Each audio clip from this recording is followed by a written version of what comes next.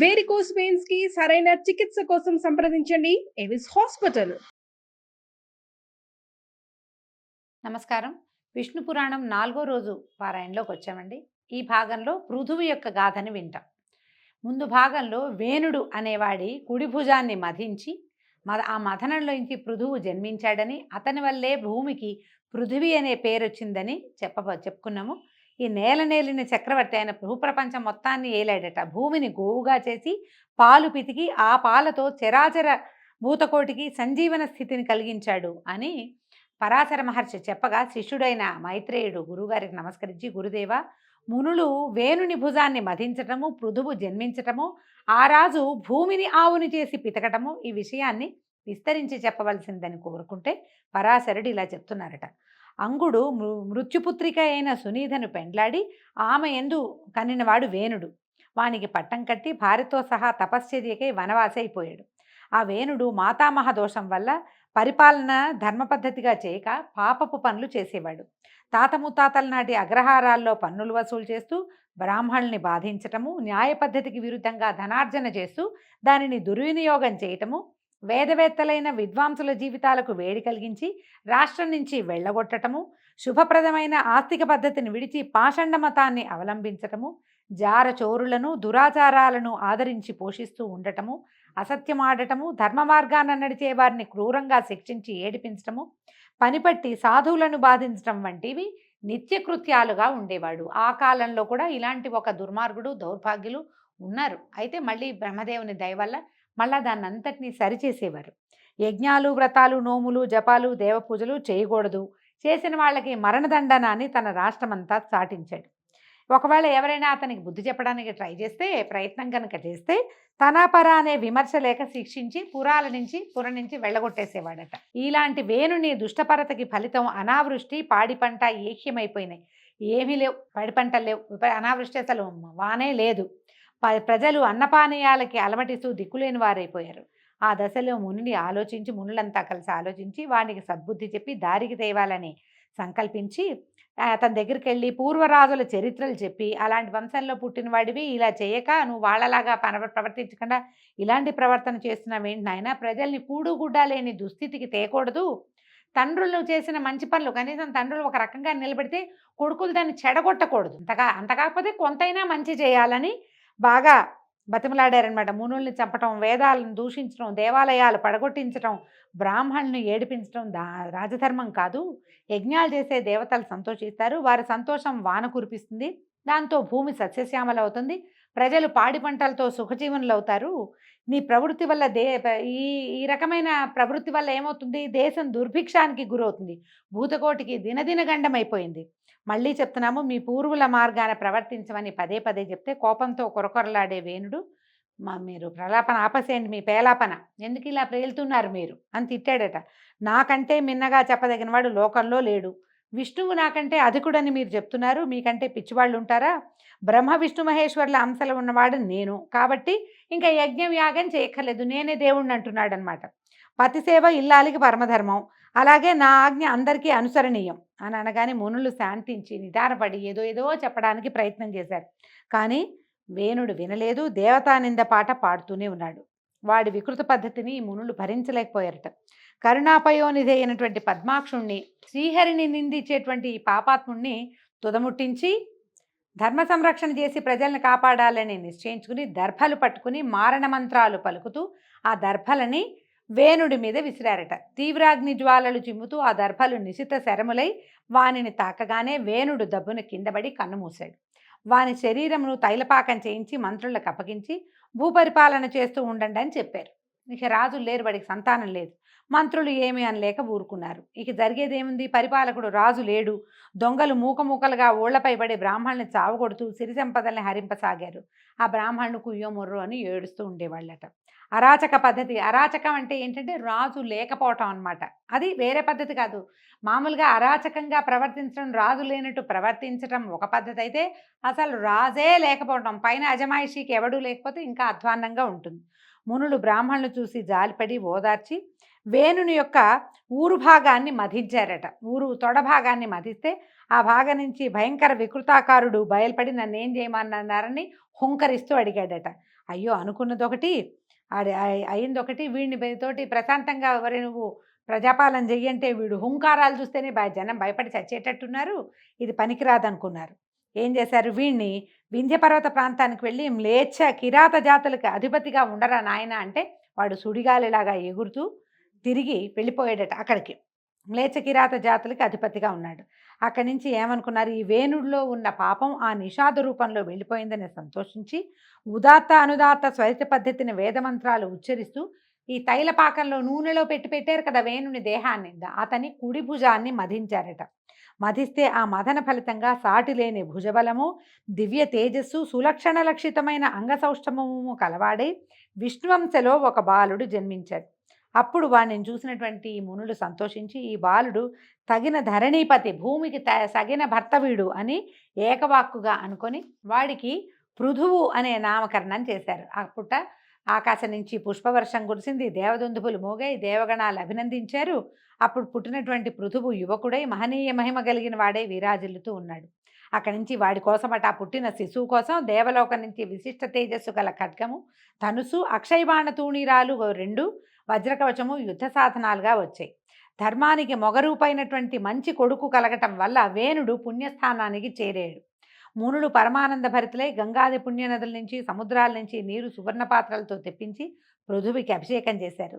దేవగణాలతో బ్రహ్మదేవుడు స్వయంగా వచ్చి శుభముహూర్తాన ఇతనికి ధరాధిపతిగా పట్టం కట్టి చక్రవర్తిని చేశాడు. విష్ణు చక్రం వచ్చి పృథువి యొక్క దక్షిణ హస్తానికి దివ్యాభరణంగా ప్రకాశించింది. అప్పుడు బ్రహ్మ చక్రవర్తిగా పృథువుని చెప్పి అభినందించాడు. ఇతడే ఇంకా చక్రవర్తి, సర్వం సహా చక్రవర్తి భూమికని చెప్పాడు. ఈ విధంగా చక్రవర్తి అయినటువంటి పృథువు సురనర ప్రశంసను పొంది సమధికైశ్వర్యవంతుడై రాజ్యం చేయటం మొదలుపెట్టాడు. అతడు చేస్తూ పైతామహ యజ్ఞం చేశాడట. ఆ యజ్ఞానికి సంబంధించిన సూత్రమంత్ర ప్రభావంతో 2 కుమారులు పుట్టారట. వాళ్ళు పుట్టిన వెంటనే యువకులుగా మారితే ఆ యజ్ఞానికి వచ్చిన వాళ్ళని చూసి వాళ్ళకి సంతోషించి ఆ మునులందరూ ఆనందించి ఒకడు పేరు సూతుడు, రెండోవాడు మాగధుడు, సూతుడు మాగధుడు అని పేర్లు పెట్టి మీరే చక్రవర్తిని స్తుతిస్తూ ఉండమంటే ఈ సూత మాగధులు 2 సమయానుసారంగా పృథు చక్రవర్తిని కీర్తిస్తూ ఉండేవాళ్ళు. అయితే ఈ ప్రజలు ఆఖరి దప్పులకు లోనై ఆగలేక చక్రవర్తి వద్దకు వెళ్ళారట. వెళ్ళి మహారాజా, ధర్మ నష్టం, దానివల్ల అనావృష్టి, దాని మూలాన పాడి పంటలు నశించాయి, సస్యములు ఓషధులు జీర్ణాలై చెడిపోయాయి, ఇలా ఆకలి దప్పులకి చిక్కి మేము శల్యాలం అయిపోయాం. మేము అడవులకు పోయి అక్కడ దొరికే కందమూలాలతో కక్కుర్తిపడి ఎట్లాగొట్లా ప్రాణాలు నిలుపుకుంటున్నాను నాయన. అన్నం ధాన్యమూలం, అందరికీ ఆధారం అన్నమే. ఆ అన్నం లేకపోతే ఇంకా బతికెక్కడిది. ఆ అన్నం మాకు సంతృప్తికరంగా లభించే ఉపాయం చూపించి ప్రజారక్షకుడు వర్తిల్లు నాయన, నువ్వు ఇప్పుడు చక్రవర్తి అయ్యావు, మమ్మల్ని రక్షించమంటే అప్పుడు ఈయన ఆలోచించాడట. సస్యనాశం చేసి కరువు కలిగించిన ఆ భూమిని కూడా హతమారుస్తాను. భూమి వల్లే కదా మరి భూమి బిగిసిపోయింది, అందుకని పంటలు పండటం మానేసినాయి అని భావించాడు. అని చెప్పి ఈయన ఏం చేశాడట, ఈ భూమి మీద బాణం వేయడానికి లేచేసి విల్లందుకున్నాడు, బాణం సంధించాట. ఇక ప్రయోగించటమే తడవుగా ఉంది. భూమి అదిరిపోయి గోరూపం ధరించి బ్రహ్మ దగ్గరికి వెళ్ళాలని పరిగెడుతుంటే చక్రవర్తి అడిగట, నువ్వు ఎక్కడికి పరిగెత్తినా సరే నేను నీ వెనకాలే వస్తాను, నువ్వు నా బాణానికి గురికాక తప్పదు అనేసరికల్లా భూమి అందుట, ఓ రాజా, స్త్రీవధ పాపం అని తెలీదా నీకు? నన్ను చంపితే భూమినే, నన్నే చంపేస్తే నువ్వు పాలించేది దేనిని? ఈ ప్రజలందరినీ ఎట్లా నువ్వు బతికిస్తావు అనేసరికల్లా ఈయన అన్నట్ట, నువ్వు ప్రజలకి తిండి లేకుండా చేసిన దుర్మార్గురాలవి, అందరినీ సంరక్షించడానికి నిన్ను చంపడం పుణ్యమే కానీ పాపం కాదు. వారి స్థితి తర్వాత చూస్తాను. దైవబలం సమృద్ధిగా ఉన్నవాడిని నేను, వాళ్ళని సుఖంగా పాలించడం నాకేమీ కష్టం కాదు. నీ అంతు నేను చూస్తాను, కానీ నా దగ్గర ఒక ఉపాయం ఉంది, దానివల్ల ప్రజా సంరక్షణ జరుగుతుంది అనేసరికల్లా ఈ భూమి చెప్తోందనమాట. సస్యాలు ఓషధులు నాలో ఇమిడి జీర్ణమైపోయినాయి, భూమిలో ఉండిపోయినాయి. నువ్వేం చేస్తావు, నేను గోరూపంలో ఉన్నాను కదా, నాకు ఒక దూడని కలిగించు. అది పాలు తాగే సమయంలో ఓషధులు సస్యాలు మళ్ళీ ఆవిర్భవిస్తాయి, ఆ ప్రయత్నం చేయమని గోరూపధర అయినటువంటి భూదేవి సెలవివ్వగా ఇతను ఏం చేశాడట, ఆ మాట విని సరేనని స్వయంభువుని దూడగా కల్పించి తానే ఈ పాలు పితికాడట. ఈ దూడగా ఎప్పుడైతే దూడ ఉంటుందో దూడ నోరు తగిలేసరికల్లా పాలు వాటంతటవే స్రవిస్తాయి. గోవు కాదు, తల్లి యొక్క ధర్మం అన్నమాట. ఈ లోకరీతి మనుషులైనా అంతే, ఏ జంతువైనా అంతే. సక్కింగ్ రిఫ్లెక్షన్స్ అని చెప్పుకుంటాం మనం ఇంగ్లీష్లో. ఇది ఒక మెడికల్ టర్మే. పిల్లలు పాలు తాగుతుంటే తాగిన కొద్దికి పాలు పుడతాయని చెప్తారు. స్త్రీలకి, మనుషులకు కూడా అంతే. ఎప్పుడైతే ఈ దూడగా స్వయంభువు వచ్చి తల్లి పాలు తాగడానికి భూదేవి గోరూపంలో ఉన్న భూమి దగ్గర పాలు తాగడానికి ప్రయత్నించాడో వెంటనే ఆమెలో ఉన్న ఓషధులు, సస్యాలు, పంటలు అన్నీ స్రవించడం మొదలుపెట్టినాయి పాల రూపంలో. అయితే ఈ దూడని వ్యాజంగా చేసుకుని పృథు చక్రవర్తి స్వయంగా ఆ ఆవుని పితికితే ఏకధారగా పాల్పడ్డాయిట. అవి ఇట్లా కింద పడేసరికల్లా సస్యాలు మంత్రించినట్టుగా నూతన శోభతోటి పైకి లేచాయి. ఎక్కడ చూసినా భూమి సస్యశ్యామలంగా కన్నుల పండువగా అయిందిట. ఆ పాలతోటి దేవదైత్య కిన్నరాజులకు, మృగాలకు, మానవులకు సమృద్ధిగా వారి వారికి కావలసినటువంటి ఆహారం సమకూరింది. ఆ విధంగా భూమిని మళ్ళీ యథాపూర్వ రూపానికి తెచ్చి సురనరరంజనముగా పృథు చక్రవర్తి పరిపాలన చిరకాలం చేశాడు. ఆ సత్క్రియ వల్లే భూమికి ఆ చక్రవర్తి పేరుతోటి పృథివీ అనే పేరు వచ్చింది. పృథువు పేరు మీద నుంచే పృథివీ అని పేరు వచ్చిందట. ఈ పృథు చక్రవర్తి కథ విన్న వారికి ఎలాంటి పాపము అంటదు. తేజస్సు, సమృద్ధిగా, సిరి సంపదలు, సుఖ సంతోషాలు, కీర్తి, ఆయురారోగ్య, ఐశ్వర్యాభివృద్ధి, అశ్వమేధ యాగం చేసిన ఫలితాన్ని ఆ విష్ణుమూర్తి ప్రసాదిస్తాడని చెప్పారు. ఈ పృథు చక్రవర్తికి అంతర్థి, వార్థి అని 2 కుమారులు కలిగారట. వారిలో అంతర్థికి శిఖండి అను భార్య యందు హవిర్ధానుడనే కుమారుడు కలిగాడు. వాడికి అగ్ని వలన పుట్టినటువంటి ధిషణ అనే కాంత యందు ఒక కొడుకు కలిగాడు. అతను యజ్ఞ సమయమందు కుశలను ప్రాచీనాగ్రములుగా ఉంచటం వల్ల ప్రాచీన బర్హి అని ప్రసిద్ధుడయ్యాడు. యజ్ఞం చేసేటప్పుడు అగ్రాలంటే కొసలని ప్రాచీనంగా ముందటం వైపు ఉంచటం వల్ల అతని పేరు ప్రాచీన బర్హి అని పేరు పెట్టారట. అతనికి సముద్రపుత్రి అయిన సౌవర్ణ యందు ధనుర్వేద పారంగతులైన ప్రచేతసులు అనేవారు 10 మంది కలిగారట. వారు భేదము లేని పద్ధతిలో ధర్మ ప్రవర్తనలై 10,000 సంవత్సరాలు సముద్రం మధ్యలో తపస్సు చేశారు అని చెప్పేసరికల్లా మైత్రేయుడు అడిగారు, ఈ గురువర్య, ప్రచేతసులు సముద్ర మధ్యంలో అంతకాలం తపస్సు చేయడానికి కారణం ఏంటి? ఆ కథ వినాలనుంది, అది ఏమిటి ఆ కథ, ఎందుకు తపస్సు చేశారు అని అడిగారు. ఈ ప్రాచీన బర్హి అనేవాడు ఇంద్రుడిలాగా భూవలయాన్ని ధర్మవైభవంతో పరిపాలించాడు. తన మాట జవదాటగా భక్తితో ప్రవర్తిస్తున్నటువంటి ప్రచేతసులనే కొడుకులతోటి ఒకసారి అన్నాడు, మీరు ధర్మ సమైక్యంతో ప్రవర్తించే బుద్ధిమంతులు కనుక మీకు అసాధ్యం ఏదీ ఉండదు. విష్ణువుని ధ్యానిస్తూ తపస్సు చేయండి. ఆ దేవుని అనుగ్రహం వల్ల భావికాల ప్రజాపతి శక్తి పొంది చరాచరభూత సృష్టి చేయండి అని చెప్పగా వాళ్ళందుకు అంగీకరించి సముద్రం మధ్యంలో ఉండి విష్ణువుని ధ్యానిస్తూ ఎంతో కాలం తపస్సు చేశారు. వాళ్ళకి విష్ణువు ప్రసన్నుడై ప్రత్యక్షమయ్యి, మీ తపస్సుకు మెచ్చాను, వరాలు కోరమంటే కమలా మనోరమణ, జగదేక పవిత్ర చరిత్ర, సరోజనేత్ర, శుభాలోకన, సకల లోకపాలన, మాకు ప్రజాపతి ప్రాభవాన్ని అనుగ్రహించమని పరిపరి విధాలుగా విష్ణువుని కీర్తిస్తూ తమకి కావలసిన వరాన్ని అడిగారు. అప్పుడు ఏం చెప్పాడంటే, మీ కుమారుడు దక్షుడనే పేరుతోటి ప్రజాపతి అవుతాడు అని వరమిచ్చి శ్రీపతి అంతర్హితుడయ్యాడు. అలాగా విష్ణువు వల్ల వరం పొంది వాళ్ళు సముద్ర మధ్యం నుంచి బయటకు వచ్చారు. ఇంతకాలం వాళ్ళు తపస్సు చేస్తూ సముద్రంలో ఉండిపోవటం వల్ల దేశం అరాచకమై చెట్లు తెగ పెరిగి భయంకరమైన అరణ్యంగా అయిపోయిందట. ఆ బాధ పోగొట్టాలని చంద్రుడు ఆలోచించి అవయవాల నిండు సొబగుతోటి మోహినీ దేవతను పోలినటువంటి ఒక కన్యను కల్పించి వారి వద్దకి తీసుకొచ్చాడట. మీరు దేశమందు లేకపోవటం వల్ల వృక్షాలు తెగ పెరిగి ఉండటంలో దోషం లేదు. ఇప్పుడు మీ కోపాగ్నికి చూడండి, ఈ చెట్లన్నీ మాడి మసైపోయినాయి. తపస్సు చేసిన వాళ్ళకి ఇంత దీర్ఘ కోపం ఉండకూడదు. చెట్లు మీకు అనుకూలంగా ఉండటానికి ఇదిగో ఈ కన్య ఈ వృక్షాల నుంచి ఆవిర్భవించి నా కిరణామృతం వల్ల పెరిగింది. ఈమె పేరు మారిష అని చెప్పాడు. ఈమెను గృహిణిగా పరిగ్రహించండి. అప్రమేయ బలుడైన సుతుడు జన్మిస్తాడు. ఆ కొడుకు మీకు నాకు గల తేజస్సు నుంచి భాగం పొంది దక్షుడనే పేరున ప్రజాపతి అవుతాడు. అతని వల్ల ప్రజా సమృద్ధి అవుతుందని సానునయంగా చెప్పగా ప్రచేతసులు అంగీకరించి చంద్రుడిని అడిగారట, ఈమె చెట్ల నుంచి ఎలా పుట్టింది, నీ కిరణ ప్రసారంతో ఎట్లా పెరిగింది వివరించమంటే మారిష యొక్క కథ చెప్తున్నారండి. ఇదొక విచిత్రమైన వృత్తాంతంగా కనపడుతుంది. ఒకప్పుడు కందుడనే ముని గోమతి తీరంలో అసాధారణమైన తపస్సు చేస్తుండగా ఇంద్రుడు భయపడి అతని తపస్సు చెడగొట్టాలని ప్రమ్లోచన అనే అప్సరసని రప్పించి గోమతి తీరాన తపస్సు చేస్తున్న కందుని నీ అందచందాలతోటి వశపరుచుకుని తపస్సు చెడగొట్టమని తగిన చెలికత్తెలతో వెళ్ళమని నియమించాడట. ఆ అప్సరస చెలికత్తెల్ని కొంతమందిని వెంబడి పెట్టుకుని ఈ కందుడి ఆశ్రమానికి వెళ్ళింది. ముని తపశ్చర్యను చూసి ఎదురుగా వెళ్ళడానికి భయపడి పక్కనున్న పొదరిళ్లలో ఆటలాడుతూ పాటలు పాడుతూ అతనికి కనిపించకుండా విహరించేదట. అయితే ఆ సమయంలో చల్లని మలయవాయువు అప్సరసకు తోడయి ఆమె యొక్క శరీరం మీద నుంచి వచ్చే సుగంధం వల్ల ఈ మునికి మైమరపు కలిగించేదట. అప్పుడు పూచిన పువ్వులు తెచ్చి ముని దగ్గర వంగి ఉంచేదట. అక్కడ దగ్గర పెట్టేది, ఆయన దగ్గరికి వచ్చి వీణ మీటుతూ చక్కటి కీర్తనలు పాడేది. అప్పుడప్పుడు చేతులు తగిలేలాగా, తను బట్టలు తగిలేలాగా నమస్కారాలు చేసి చిరునవ్వుతో చూసేది. ఈ క్రమంగా ఈ విలాసాలకి వికారాలకి ముని తపోదీక్షకి స్వస్తి చెప్పి ఈమెతో సంసారానికి ఒడంబడ్డాడు ఆయన. ఒకనాడు ఏమన్నాడు, సరే నువ్వు నా మనసు దొంగిలించావు, నిన్ను నా కౌగిల్లో బంధించాలని భావిస్తున్నాను అనేసరికల్లా ఈమె ఏమంది, స్వామి నువ్వు మునివి, నీ మాట ఎందుకు కాదంటాను, నువ్వు ఏది కావాలంటే అది, నువ్వు ఎలా కావాలంటే అలా, నీ దగ్గర ఉండమంటే నేను ఉంటానని అతనితోటి ఉండిపోయిందట. ఎంతో కాలం వాళ్ళిద్దరూ ఇలా ఆయన ఇంకా ఈ స్త్రీ సాంగత్యంతో తపశ్చర్యకి స్వస్తి చెప్పేశాడు. ఈ దేవవేశి అయినటువంటి ప్రమ్లోచనతోటి హాయిగా ఉండేవాడట.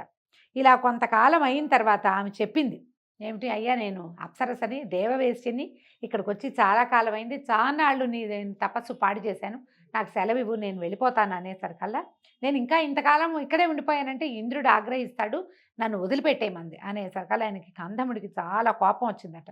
ఏమన్నాడు, నాకు ఇంకా సంతృప్తి కలగలేదు, నాతో ఉన్న నిన్ను ఇంద్రుడేమంటాడు, ఇంకా కొంతకాలం ఉండమనని మళ్ళీ కొంతకాలం తనతో ఉంచుకున్నాడట. కొంతకాలం అయ్యాక ఈ ప్రమ్లోచి ఇంకా నాకు సెలవు ఇప్పించని బతిమలాడితే సరే ఈయన ఏమన్నాడు, నేను సూర్యోదయ కాలంలో దినకరుడికి అర్ఘ్యం ఇస్తుంటే నువ్వు నాకు అంటపడ్డావు, నీతో నిన్న రాత్రి ఉన్నాను, ఒక్కరాజుతోటే వెళ్ళిపోతావా అంటే, అయ్యా నువ్వు అలా అనద్దు, ఆయనకి ఏమనిపిస్తోంది, ఒకరోజే జరిగిందని అనిపిస్తోంది. ఈవిడ, అయ్యా నన్ను క్షమించు మునివర్య, నన్ను క్షమించు, ఎందుకంటే నువ్వు నాతో ప్రమాణవాక్గా చెప్తాను, నువ్వు నాతో గడిపిన కాలం 907 సంవత్సరాల 6 నెలల 3 దినాలు యోగ దృష్టితో చూడు. నువ్వు ఇదంతా ఏమనుకుంటున్నావు, ఇవాళ పొద్దున కలిశాను, రాత్రి మాత్రమే గడిపానని భావిస్తున్నావు, ఇంతకాలము నువ్వు నాతోటే ఉన్నావు, నువ్వు కావాలంటే యోగ దృష్టితో చూడమనేసరికల్ ఆయన ధ్యానించి తెలుసుకున్నంటే ఒళ్ళు తెలియదు, స్త్రీ సాంగత్యం సమయాన్ని తెలియనివ్వదని పురాణం చెప్తోందండి.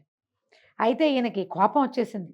అదంతా తెలుసుకునేసరికల్లా, నా తపస్సంతా పాడు చేసేవు, ఇంద్రుడు కపటోపాయం చేశాడు, అయినా తప్పు నీది, అయినా ఇంతకాలం నన్ను అలరించావు కాబట్టి నేను క్షమించాను, ఇక నా ఎదురుగుండా ఉండద్దు, ఇంకెప్పుడు నా దగ్గరికి రావద్దు, మళ్ళీ ఇంకోసారి నా తపస్సు పాడు చేయడానికి రావద్దు, నేను కళ్ళు మూసుకుంటాను, నువ్వు వెళ్ళిపోమన్నాడు అని గర్జించాడట సింహంలాగా. చిత్తం ఇక సెలవని ప్రమ్లోచి రివ్వున ఎగిరిపోయిందట. అయితే ఆ ఎగరటంలో ఆమె గర్భంలో ఉన్నటువంటి ముని యొక్క వీర్యము చెమటగా ఆమె అవయవాల నుంచి కిందకి కారిపోయిందట.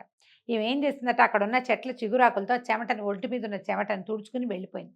కందముని అక్కడి నుంచి వెళ్ళిపోయి పురుషోత్తమ తీర్థానికి వెళ్ళి ఈ అప్సరసతోటి గడిపిన అధర్మ ప్రవర్తన పాపం పోవటానికి బ్రహ్మసూత్ర స్తోత్రంతో మహావిష్ణువుని ప్రార్థిస్తూ తపస్సు చేసుకుంటున్నాడు ఆయన దారిని ఆయన. అయితే చెట్ల చిగురాకులలో కలిసినటువంటి ఆ ముని తేజస్సు నా కిరణాల నుంచి స్రవించే అమృతం చేత ఈ లతాంగి, ఈ అమ్మాయి రూపొందింది. ఆ మహాముని తేజస్సు, దివ్యకాంత యొక్క గర్భరూపము, వాయువు చేత చెట్ల ఆకులలో పడటము, నా కిరణామృత దోహదము, ఈ విధంగా పుట్టినటువంటి ఈ మారిషకు సాటి కాగలిగిన స్త్రీయే లేదు. ఇంత అపురూపమైన సంగమం వల్ల ఈ బాలిక జన్మించింది నాయన. ఏ కర్తవ్యం మీరు దీన్ని పరిగ్రహించండి, దీని పూర్వజన్మ వృత్తాంతం చెప్తాను వినండి. ఇది ముందు జన్మలో ఒక రాజపత్నిగా ఉండేది. అనతి కాలంలోనే వితంతువైపోయి ఏ సుఖము కోరక శ్రీహరి భక్తురాలైంది నాయన.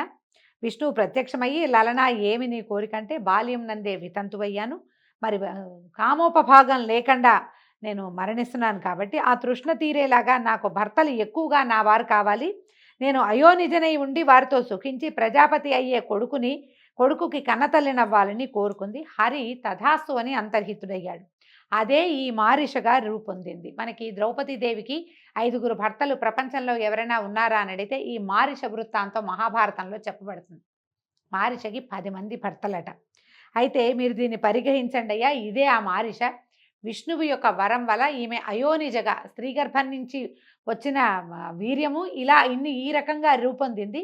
అపురూపమైన కలయిక వల్ల జన్మించింది ఈమె అయోనిజ, ఈమెను స్వీకరించండి అని చెప్పాడు.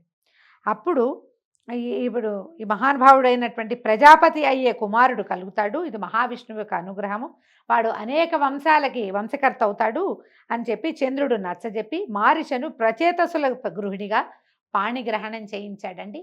ఈ విచిత్రమైన మారిష వృత్తాంతోటి ఈరోజు విష్ణు పురాణాన్ని ఆపుతామండి. రేపు ఉదయం మళ్ళీ 5వ భాగంలో కలుసుకుందాము. నమస్కారం.